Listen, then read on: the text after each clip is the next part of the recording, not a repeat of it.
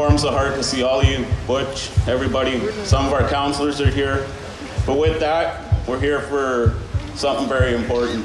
And just on behalf of Lequaman, we do welcome Beau and his family and this group to our traditional territory here at the legislature buildings, as it's known now. With that, I'll turn it over to Beau, and we'll witness what's going to take place. Thank you.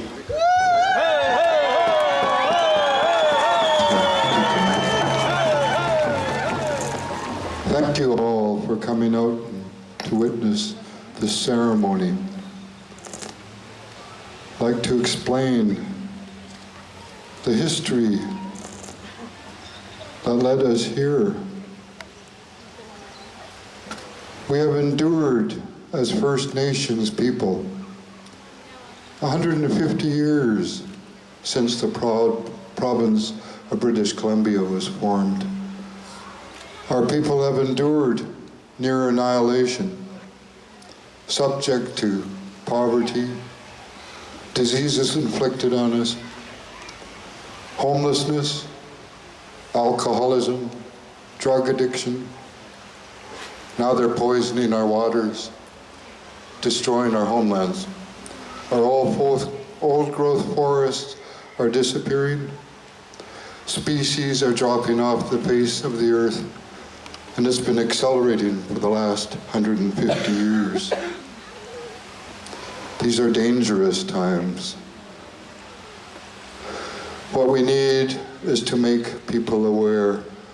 The First Nations of this great country called Canada are probably the only people who can stand up to the forces that control our lives in corporate America and our government, which is put there to protect us and look after us.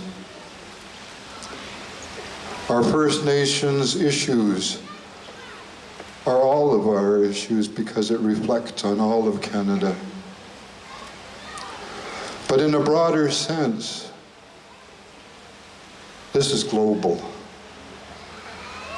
Every single human being is affected by decisions that we make today. What kind of people have we become? In our healing, we regain our dignity through our culture. We regain our pride through our culture. Our connectedness with the Mother Earth and to the great Creator is illustrated through our culture. Our connectedness to the other beings that are on this planet, the other animals from the forest, the birds in the sky, all of those that dwell in the seas and the waterways. We're all connected. We must embrace that connection. We have to shift our values and realize that there's something more important than money and the monetary system that's been enforced on us, that in my judgment is immoral, corrupt, and unjust. Woo!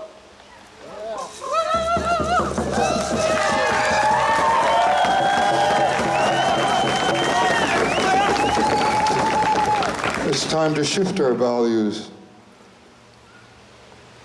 that perhaps we may have hope to create a better world for our children and our grandchildren and those yet unborn, and honor our ancestors that brought us here and gave us this great gift, life. We need to care more. We need to embrace each other for our differences and appreciate each other for their differences around the whole world. Let us set an example for the rest of the world.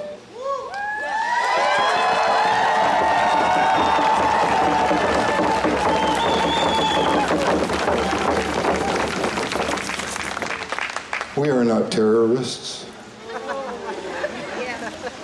We're good people. Hey, hey, hey!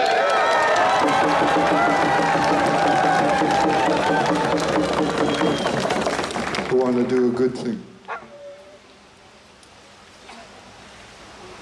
So, I was compelled. Some 20 years ago, I had a vision that perhaps our people may come together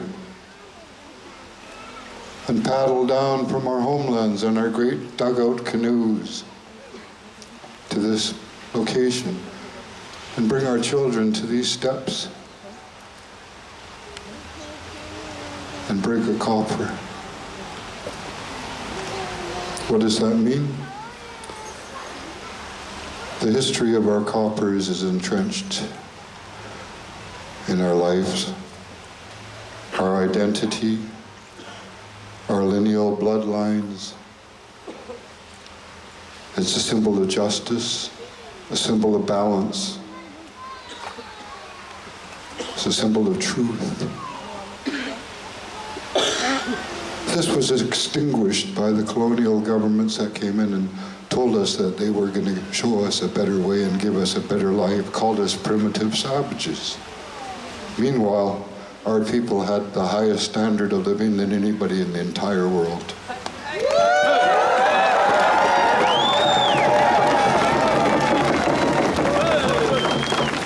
That sadly was taken away from us, stripped from us, and with it our dignity. We went through shameful dark times.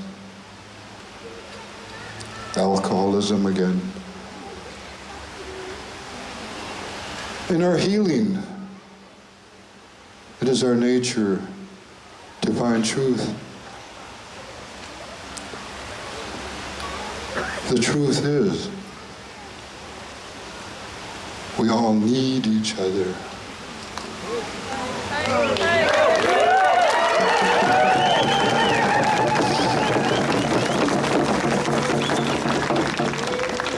If we are to survive, we need each other. We're part of a bigger thing now.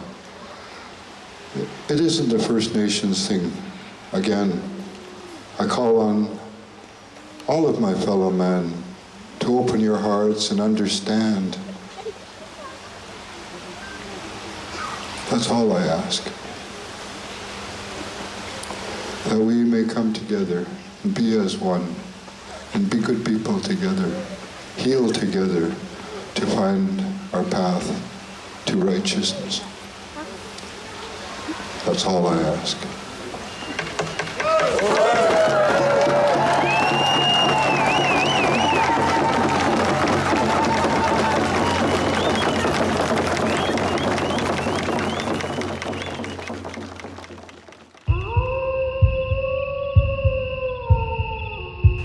Species are dropping off the face of the earth, and it's been accelerating for the last 150 years. These are dangerous times.